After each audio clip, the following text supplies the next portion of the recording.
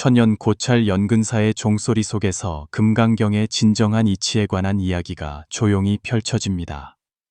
이것은 평범한 구도의 전설이 아니라 경전의 표면을 꿰뚫어 본성에 직접 닿는 깨달음의 여정입니다.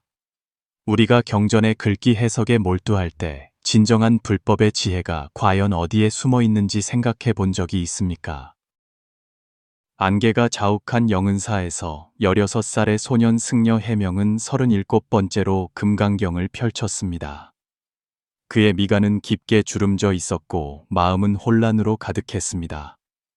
이 총명한 젊은 승려는 이미 경전 전체를 능숙하게 암송할 수 있었지만 그 깊은 의미는 좀처럼 깨닫지 못했습니다. 무레우스 형상이 있는 것은 모두 허망하다는 구절을 읽을 때마다 그는 사유의 늪에 빠져 헤어나오지 못했습니다. 불법이 바다와 같다면 경전은 배와 같습니다. 그러나 너무나 많은 수행자들이 배를 강 저편의 언덕으로 착각하고 경전의 파도 속에서 방향을 잃고 맙니다. 해명이 바로 그런 전형적인 예였습니다. 그는 예리한 이해력과 경건한 구도심을 가졌지만 경전이라는 겉옷에 얽매여 그 안의 빛을 보지 못했습니다. 스승인 장명 화상은 이 뛰어난 제자의 고뇌를 지켜보며 단지 설명만으로는 그를 진정으로 깨닫게 할 수 없다는 것을 깊이 알고 있었습니다. 진정한 깨달음은 외부로부터의 주입이 아닌 내적인 체험을 통해 얻어져야만 했습니다. 그리하여 그는 해명을 특별한 구도의 길로 이끌기로 결심했습니다. 경전은 달을 가리키는 손가락일 뿐인데 너는 줄곧 손가락만 쳐다보고 있으니 어찌 달의 빛을 볼 수 있겠느냐. 장명 화상의 말은 해명에게 큰 깨우침을 주었고 그는 처음으로 자신의 수행에 오류가 있었음을 깨달았습니다. 그는 줄곧 경전의 미로 속을 헤매었을 뿐 불법의 핵심에는 결코 닿아본 적이 없었던 것입니다. 장명 화상은 해명에게 영은사 뒷산의 검성곡에 득도한 고승 고송선사가 은거하고 있으며 그곳에 금강경의 정수를 직시하게 하는 구자진원이 숨겨져 있다는 전설을 이야기해 주었습니다. 이 9글자는 천년 불법의 지혜가 응축되어 인연이 있는 자가 경전의 한계를 넘어 불성을 직접 체험할 수 있도록 도와준다고 했습니다. 불안한 마음을 품고 해명은 검성곡으로 향하는 길에 올랐습니다.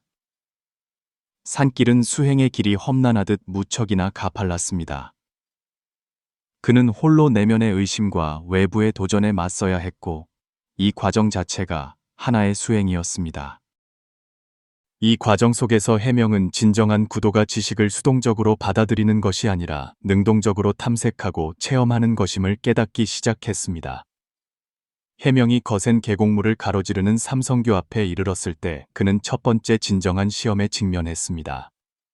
다리 앞 비석에는 이 다리를 건너려면 삼성, 즉 과거성, 현재성, 미래성을 내려놓아야 한다고 새겨져 있었습니다. 이는 바로 금강경의 핵심 가르침인 삼심불가득이었습니다. 그러나 이 말의 의미를 이해하는 것과 그 경지를 실제로 체험하는 것은 완전히 다른 문제였습니다.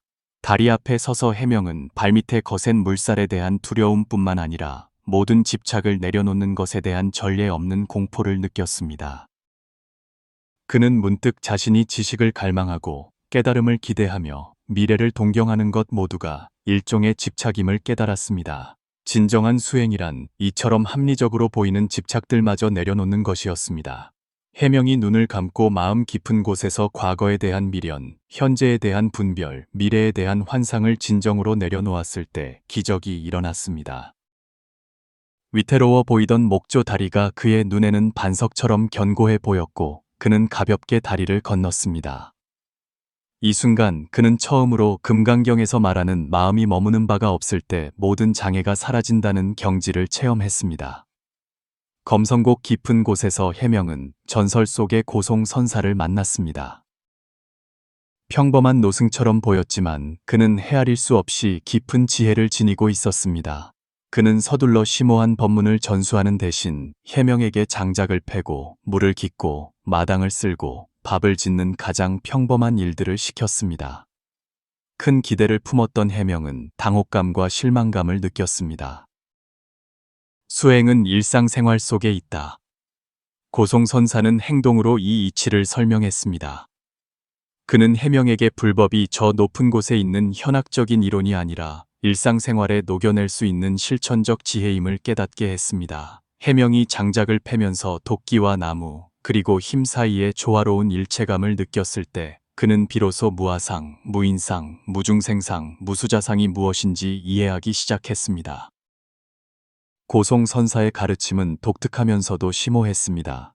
그는 해명의 경전에 대한 질문에 직접 답하는 법이 없었고, 대신 일상생활의 구체적인 일을 통해 그의 깨달음을 일깨웠습니다.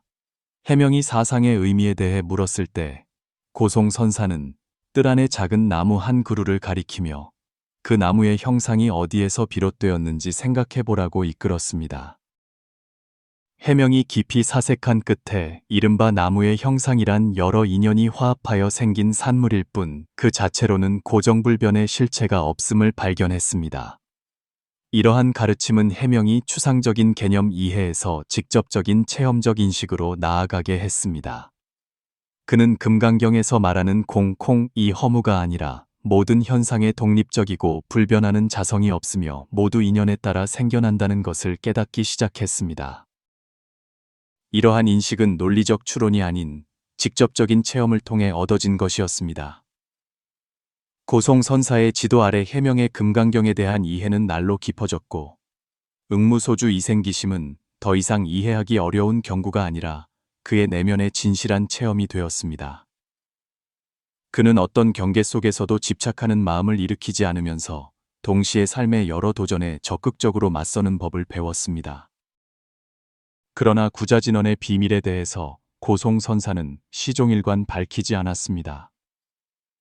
해명은 마음에 의혹이 있었지만 섣불리 묻지 못했습니다. 그는 이 기다림 자체가 수행의 일부이며 답을 서둘러 구하려는 마음 자체가 넘어서야 할 집착이라는 것을 어렴풋이 느끼고 있었습니다. 마침내 천둥 번개가 치던 어느 날 밤 고송선사는 해명을 데리고 전설 속의 검신봉으로 향했습니다. 산허리에 숨겨진 신비로운 석굴 안에서 해명은 마침내 동굴벽에 새겨진 구자진언을 보게 되었습니다. 무소주, 무소득, 무소회. 해명이 이 9글자를 응시하는 순간 한 줄기 번개가 밤하늘을 가르며 동굴 전체를 환하게 비추었습니다.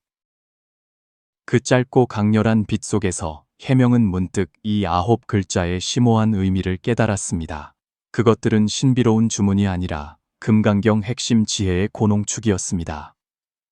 무소주는 금강경의 응무소주, 이생기심의 정수를 담고 있으며 수행자가 성공이든 실패든 기쁨이든 고통이든 어떤 경계에도 집착하지 말고 평상심으로 대하라고 가르칩니다.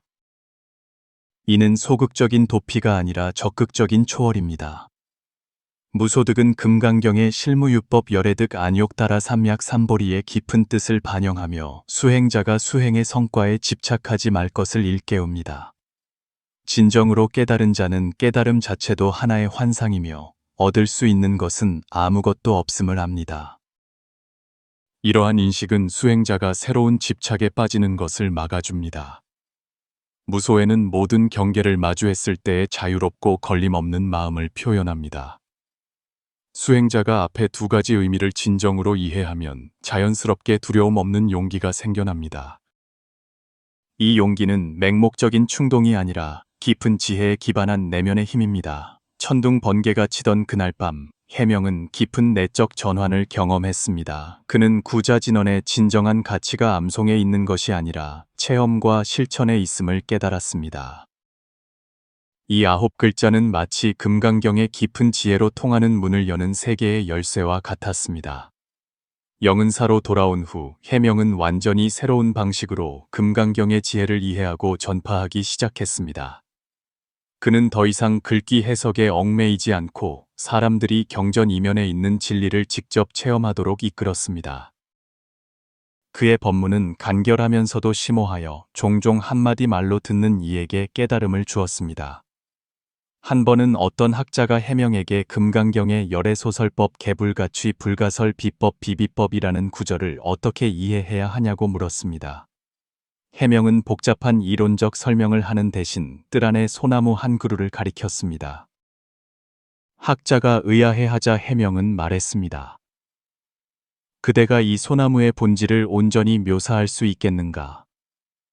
불법의 본질 또한 언어로 온전히 표현할 수 없지만 그렇다고 그것이 존재하지 않는다는 의미는 아니다. 이러한 가르침은 더 많은 사람들이 불법이 심오하고 난해한 현학이 아니라 일상생활에서 체험하고 실천할 수 있는 지혜임을 깨닫게 했습니다. 해명은 견성성불의 핵심이 얼마나 많은 경전을 외우느냐에 있지 않고 불법의 지혜를 자신의 삶 속에 녹여낼 수 있느냐에 달려 있음을 늘 강조했습니다. 시간이 흐르면서 해명은 점차 영은사의 새로운 세대의 정신적 지도자가 되었지만 그는 결코 교만하거나 자만하지 않고 항상 겸손하고 정진하는 마음을 유지했습니다. 그는 종종 제자들에게 수행은 물을 거슬러 올라가는 배와 같아서 나아가지 않으면 퇴보한다. 구자진언을 통달했다 하더라도 이는 깨달음의 길에 들어선 것일 뿐 종점에 도달한 것은 아니다 라고 일깨워 주었습니다.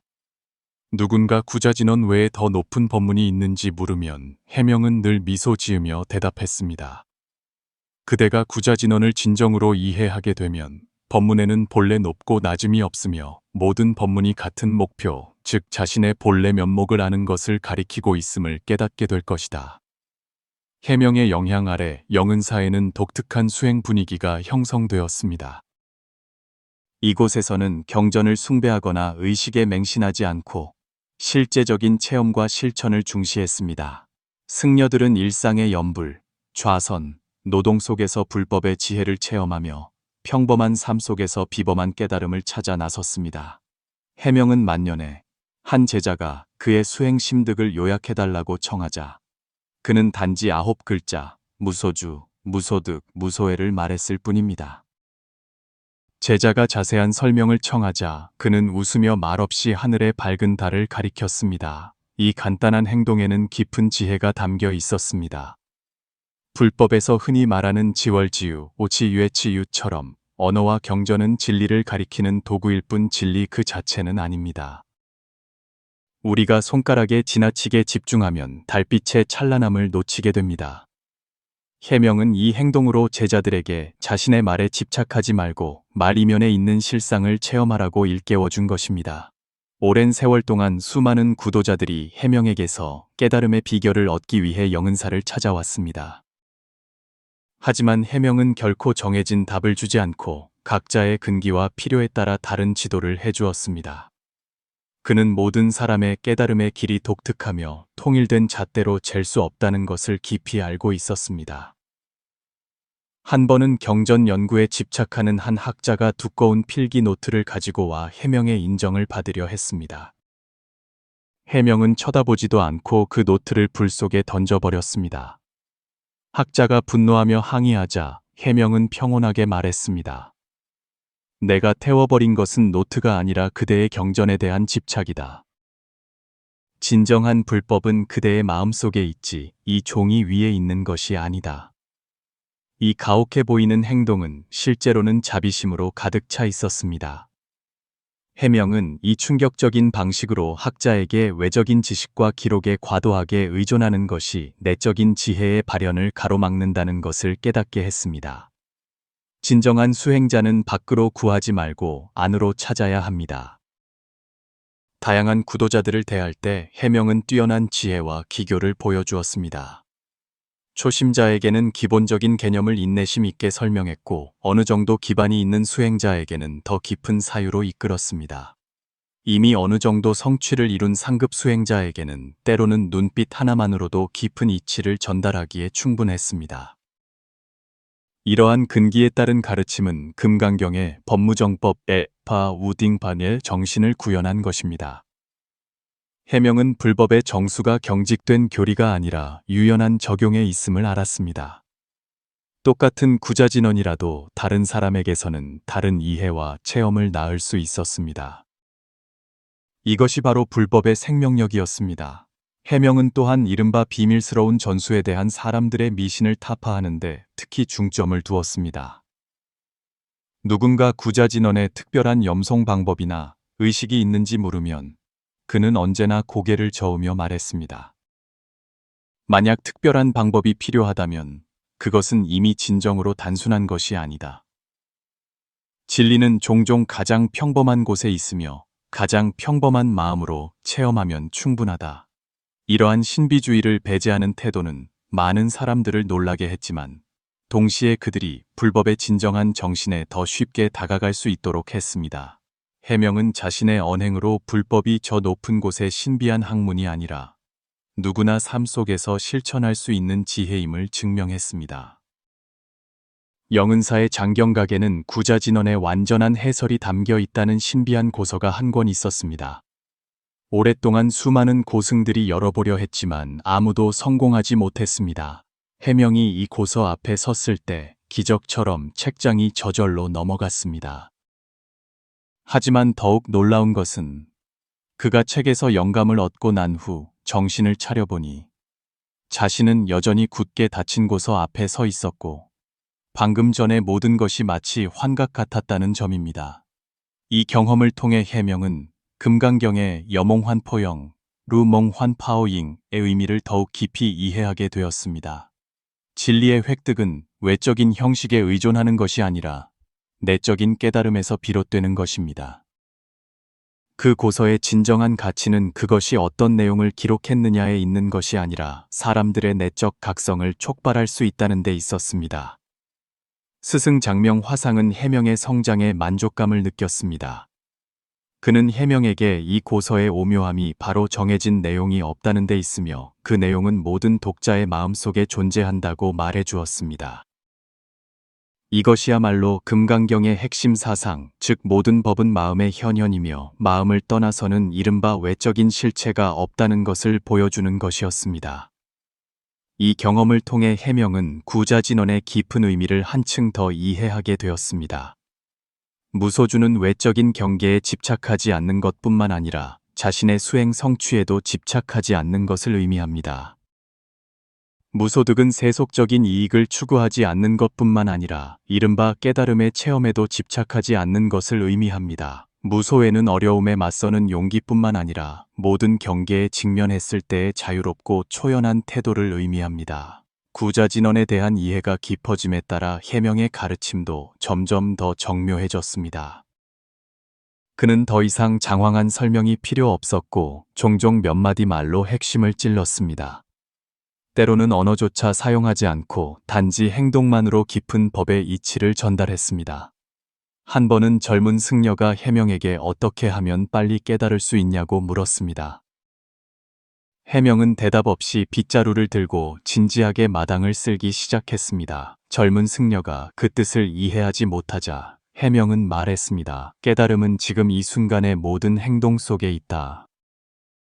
그대는 깨달음을 찾아 헤매느라 정작 지금 이 순간의 알아차림을 놓치고 있다.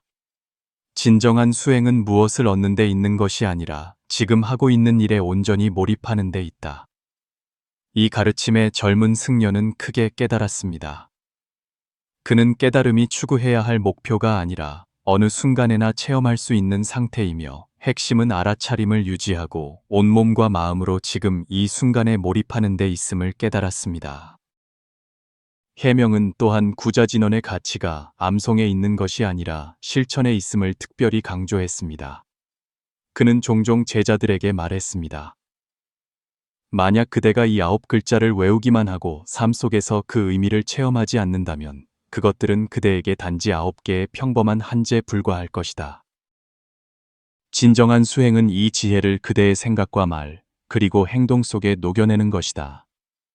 제자들이 구자진언을 더 잘 실천할 수 있도록 돕기 위해 해명은 간단하면서도 효과적인 수행 방법을 고안했습니다.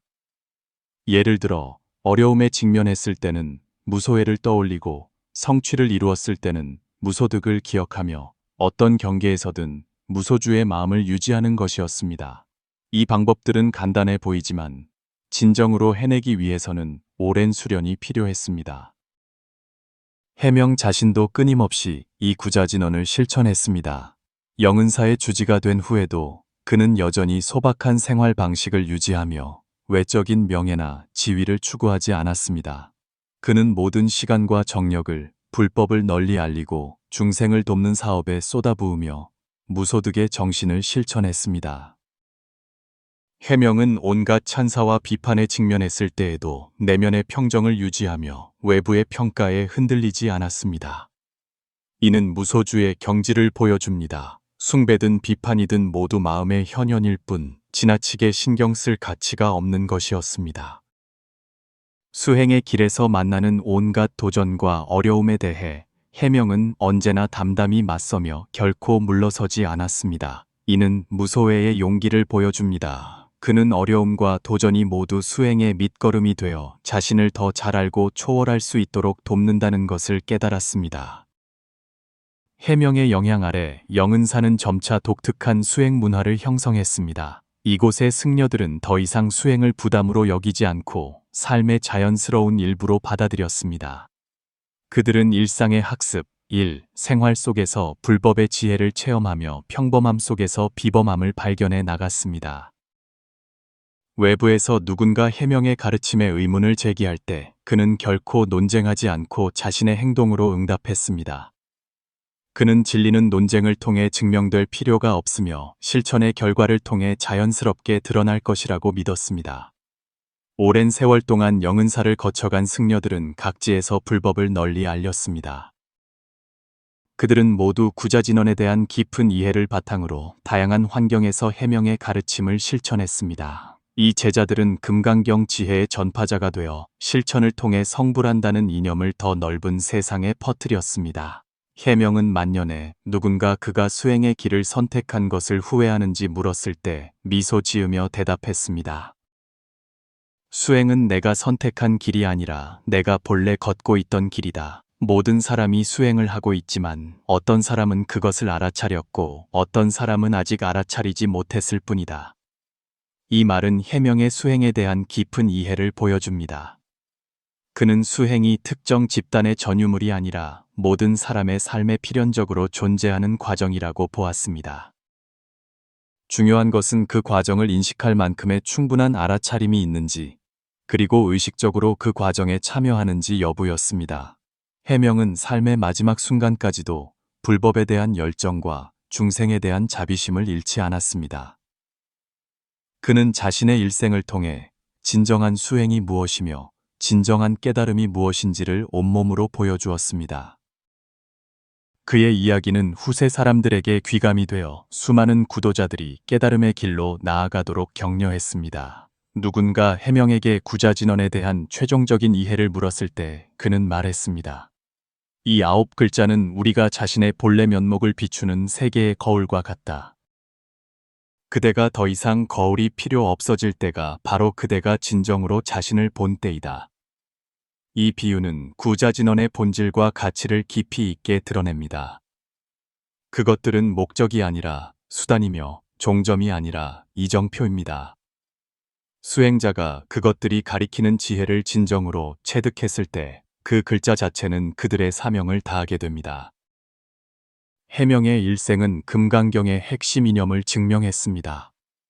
견성성불은 실로 경전에 있는 것이 아니라 구자진언인 무소주, 무소득, 무소회에 대한 깊은 이해와 실천에 있었습니다. 이 9글자는 마치 세계의 밝은 구슬처럼 깨달음으로 가는 길을 비추고 모든 진실한 구도자를 내면의 광명으로 인도합니다. 영은사의 천년 종소리 속에서 해명의 지혜는 물결처럼 퍼져나가며 세대를 거듭하여 수행자들에게 영향을 미쳤습니다. 그는 자신의 삶으로 영원한 진리 하나를 해석했습니다. 진정한 불법은 경전 속에 있지도 사찰 안에 있지도 않으며 바로 모든 사람의 마음 속에 있다는 것을 말입니다. 우리가 무소주, 무소득, 무소회의 마음으로 삶을 대하는 법을 배울 때 우리는 이미 견성성불의 길에 들어선 것입니다. 이것은 단지 고대 고승의 전설에 관한 이야기가 아니라 우리 모두가 겪을 수 있는 깨달음의 여정에 대한 계시입니다. 정보가 폭발하는 이 시대에 우리는 그 어느 때보다 해명이 전수한 지혜가 필요합니다. 복잡다단한 외부 세계 속에서 내면의 평온을 유지하고 온갖 유혹과 집착 속에서 깨어 있으며 인생의 기복 속에서 평등심을 유지하는 법을 배워야 합니다. 이러한 삶의 태도야말로 금강경과 구자진언이 우리에게 전하고자 하는 영원한 지혜입니다.